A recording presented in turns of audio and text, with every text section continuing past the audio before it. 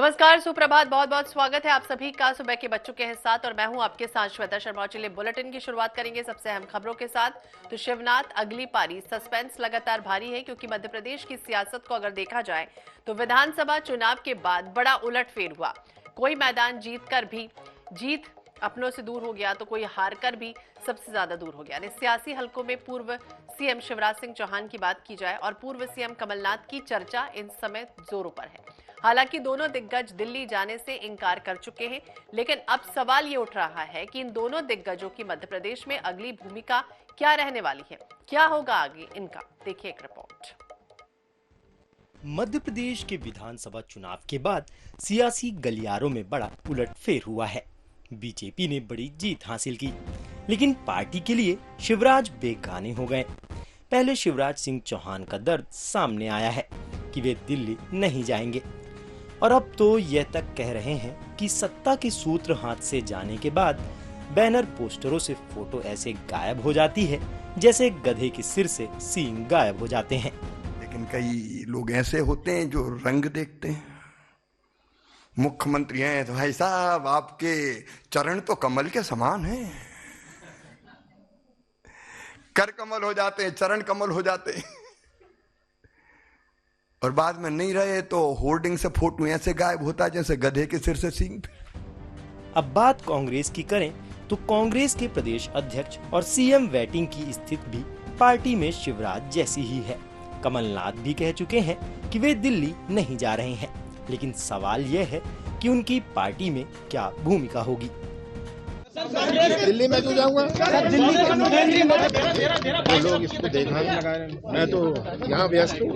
मैं ये इंडिया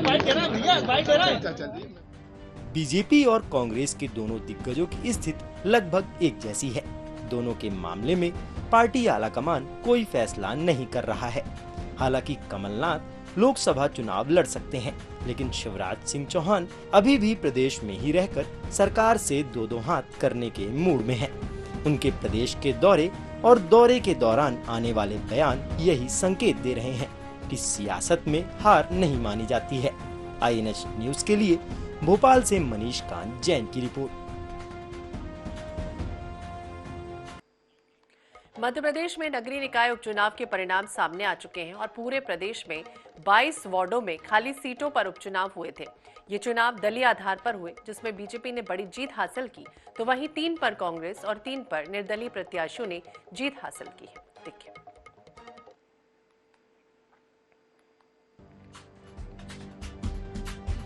मध्य प्रदेश में 22 नगरीय निकायों के वार्डों में उपचुनाव हुए।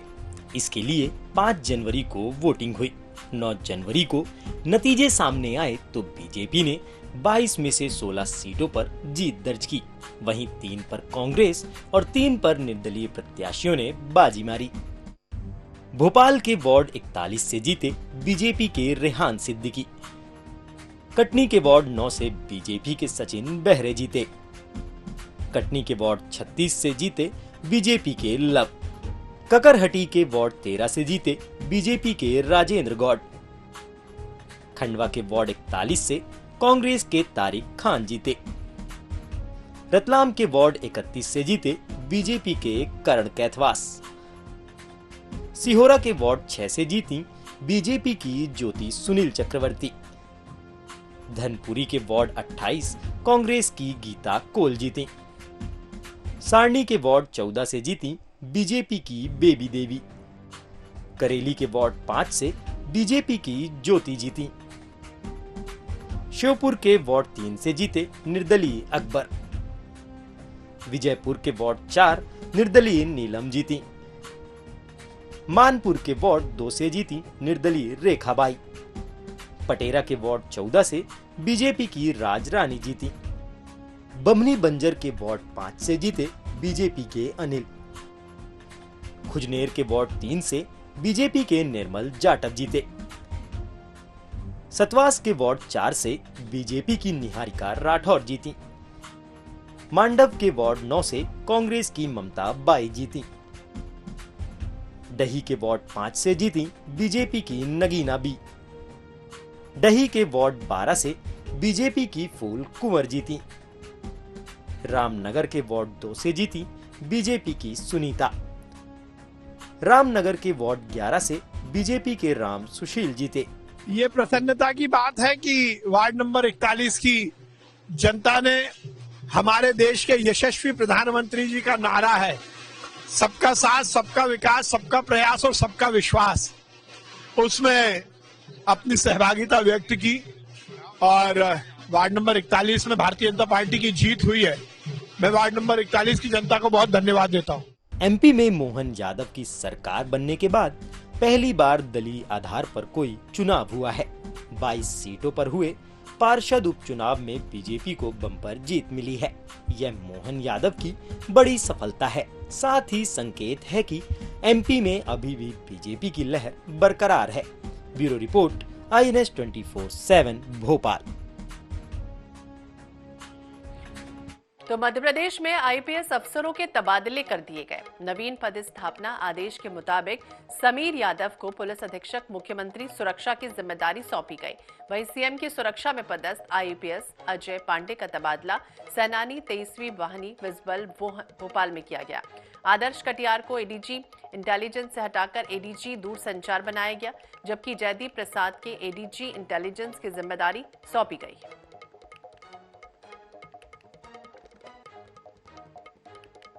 तो आईपीएस अधिकारियों का तबादला, जयदीप प्रसाद बने हैं एडीजी इंटेलिजेंस। वहीं आईपीएस अधिकारियों के ट्रांसफर की बात की जाए तो समीर यादव एसपी सीएम सुरक्षा आप देखेंगे।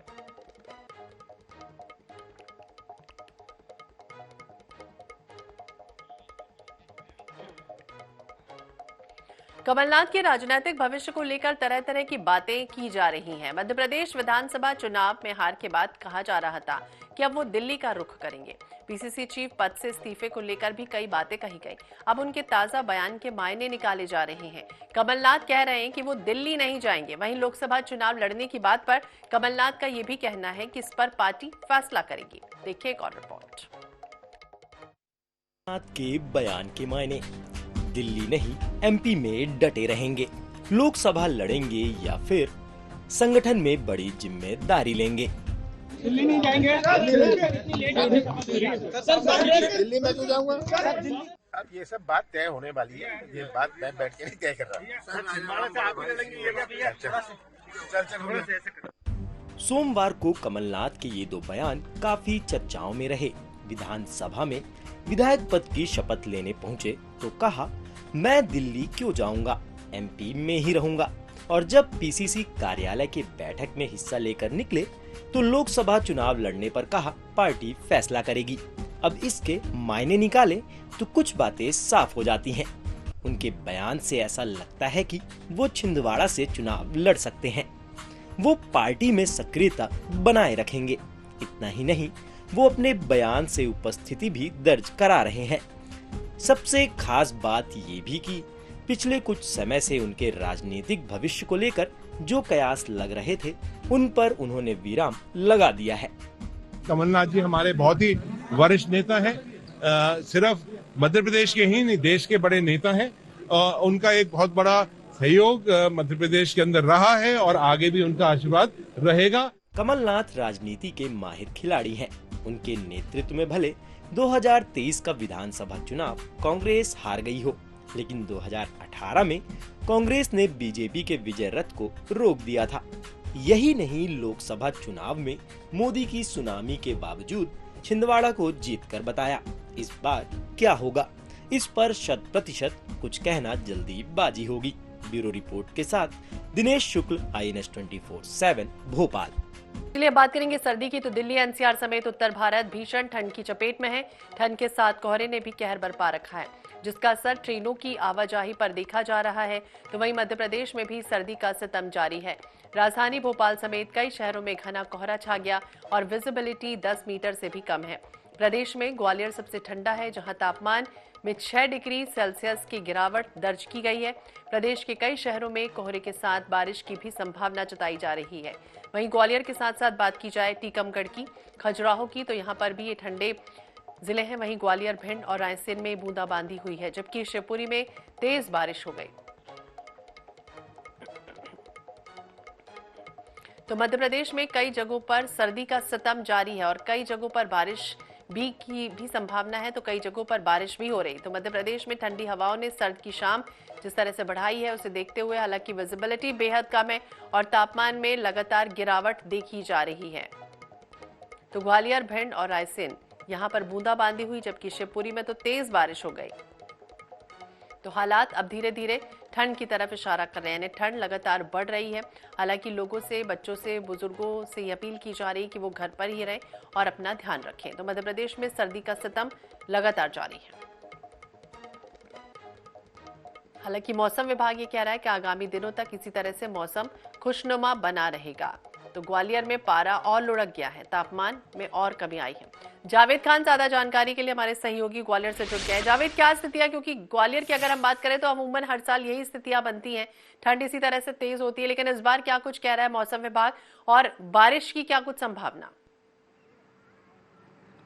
बिल्कुल, ग्वालियर चंबल संभाग की बात की जाए तो ग्वालियर में सबसे ज्यादा अभी 9 दिन से करीब सूरज देवता के दर्शन नहीं हुए हैं। बीच बीच में थोड़ी झलक दिखाई है, लेकिन अभी भी मौसम साफ नहीं है और कोहरा लगातार छाया हुआ है। और कल तो करीब 5 घंटे तक बारिश हुई है। इस बारिश का असर ये हुआ है कि ग्वालियर के ग्रामीण क्षेत्रों में जो फसलें थी वो काफ़ी उनको नुकसान पहुंचा है। लेकिन मौसम विभाग के और कृषि वैज्ञानिकों का कहना है कि जो अगर मावठ के रूप में अगर बारिश होती है तो वो उसका असर एक फसल को एक अमृत के रूप में होता है। लेकिन सबसे बड़ी बात है कि जो मौसम है बिल्कुल ठंडा है और बिल्कुल ठंडी हवाएं चल रही हैं। सीवियर कोल्ड डे मौसम विभाग ने घोषित किया है। आप देख सकते हैं जो ग्वालियर का थीम रोड है जहाँ पर कि लोग मॉर्निंग वॉक के लिए आते हैं, लेकिन आज मौसम थोड़ा सा खुला हुआ दिखाई दे रहा है और जो कोहरा है वो कम है। लेकिन फिर भी अब आज सैलानी जो है, जो सुबह मॉर्निंग वॉक के लिए लोग आते हैं, वो निकले हुए हैं। लेकिन कहीं ना कहीं इतनी ठंडी हवाएं चल रही हैं जैसे कश्मीर जैसा माहौल यहाँ बन रहा है। लोग आए हुए हैं, सैलानी हैं, कुछ जो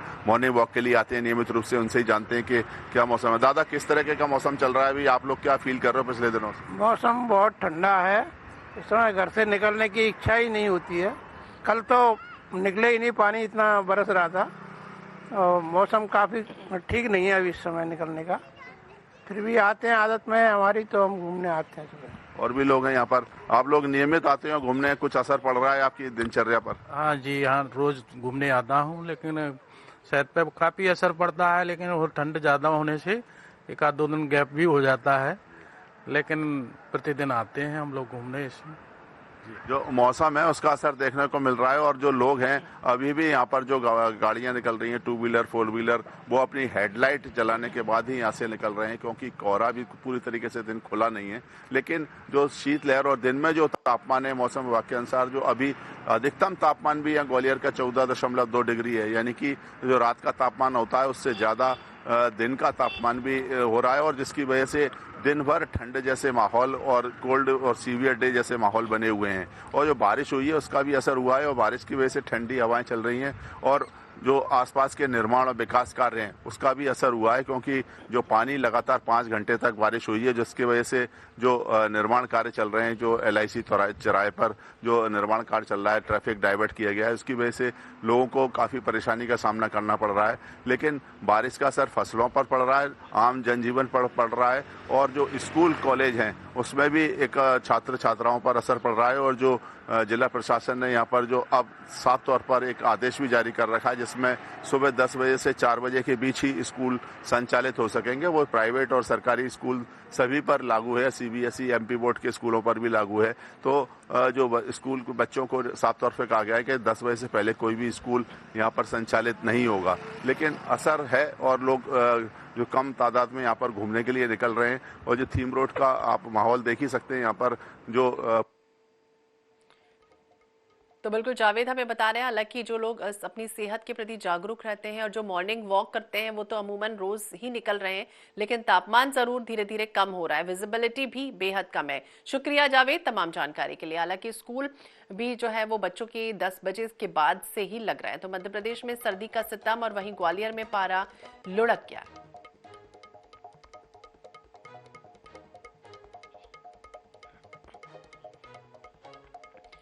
इधर भोपाल से अहम खबर, जहां प्रदेश की लाडली बहनों को तोहफा मिलेगा। बता दें अहम खबर है भोपाल से, जहां प्रदेश की लाडली बहनों को तोहफा मिलेगा। आज जारी होने जा रही है लाडली बहना योजना की 8वीं किश्त। CM doctor Mohan Yadav transfer करेंगे राशि। लाडली बहनों के खाते में आएंगे 1250 रुपए। कुशाभाऊ ठाकरे हॉल से सुबह 11 बजे सीएम किश्त को ट्रांसफर करेंगे।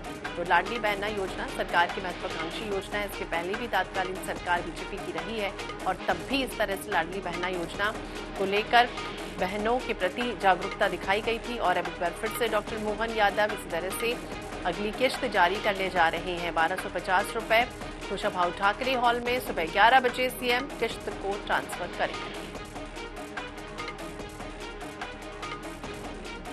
तो लाडली बहना योजना सरकार की महत्वाकांक्षी योजनाओं में से एक है और ऐसे में एक बार फिर से तोहफा मिलने जा रहा है, यानी 8वीं किश्त बहनों के खाते में जाएगी। तो बड़ा तोहफा आज मिलेगा और डॉक्टर मोहन यादव ये किश्त जारी करेंगे। इसके पहले पूर्व सीएम शिवराज सिंह चौहान अमूमन हर बार किश्त जारी करते थे, लेकिन इस बार डॉक्टर मोहन यादव जारी करेंगे।